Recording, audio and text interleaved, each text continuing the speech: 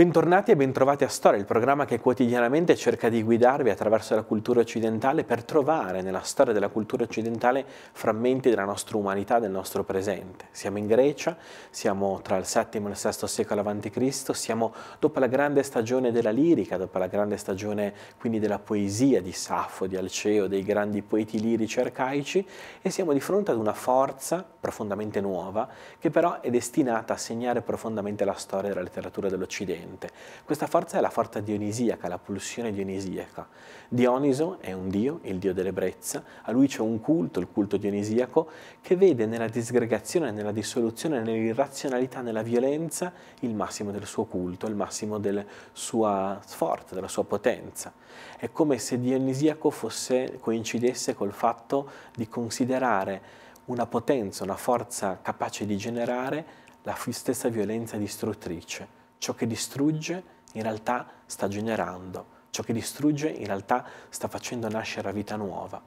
C'è un elogio, senza del quale noi non capiremo mai approfonditamente il mondo greco, c'è un elogio che i greci fanno della distruzione, c'è un elogio che i greci fanno della dissoluzione, c'è un elogio che i greci fanno della violenza, che è fondamentale per comprendere tutta l'identità e la forza del mondo greco. Il mondo greco non è un mondo costruttivo, il mondo greco è un mondo fondamentalmente distruttivo. Il dionisiaco nella storia dei greci rappresenta la capacità di distruggere il mondo precedente non radendolo al suolo, ma dissolvendolo, disaggregando. Ecco, c'è una forza nel disaggregare, c'è una forza nel dividere, c'è una forza nel distruggere che in qualche modo è una forza che è la stessa che ha la capacità di generare. Pensate che nel mondo biblico, nell'Antico Testamento, Dio crea, proprio in Genesi 1, Dio crea separando, Dio crea disagregando. C'è una verità quindi in tutto questo. Tutte le volte che ci si disaggrega, in realtà si crea. Pensate quando nasce una nuova famiglia nasce per separazione.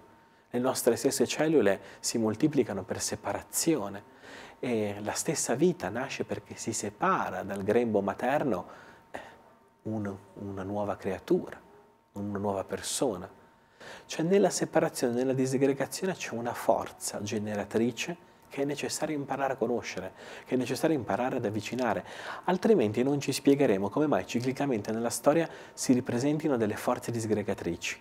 Altrimenti non capiremo la possibilità, l'opportunità che c'è nella disgregazione, l'opportunità e la possibilità che c'è nella separazione, nel separare, nel dividere, nel disaggregare, ciò che naturalmente si può separare, dividere, disaggregare. Sappiamo che proprio la Bibbia dice l'uomo non osi separare ciò che Dio ha unito. Ecco, ci sono dei limiti alla disgregazione, alla separazione. Comunque nel separare, nel dividere, nel disaggregare, c'è la nascita di qualcosa di nuovo. E che cos'è questo qualcosa di nuovo? È qualcosa che non ha più una forza nel suo potere centrale, qualcosa che non ha più una forza nella sua identità precedente, ma ha la sua forza del potere periferico, ma la sua forza del potere laterale. Il mondo greco è un mondo in crisi, un mondo che sta uscendo dal Medioevo ellenico, è un mondo diviso in tribù, un mondo diviso in famiglie, che trova la sua forza non nell'affermare un centro unitario, ma nel recuperare un'identità diffusa. La forza del mondo greco non è la nascita dell'impero greco, che non esiste.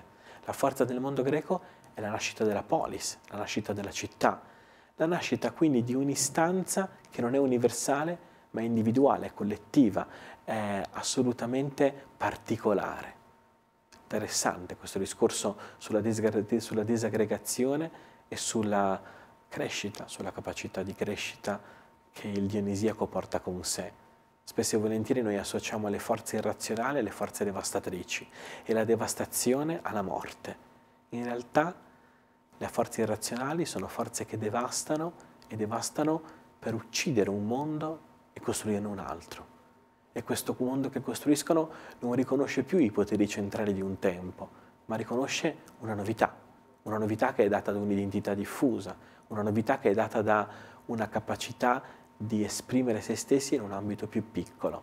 Nascono le città, nascono le poleis e nascono da questi culti dionisiaci che riaffermano con forza il potere dei particolari sull'universale, il potere dei particolari sul potere centrale.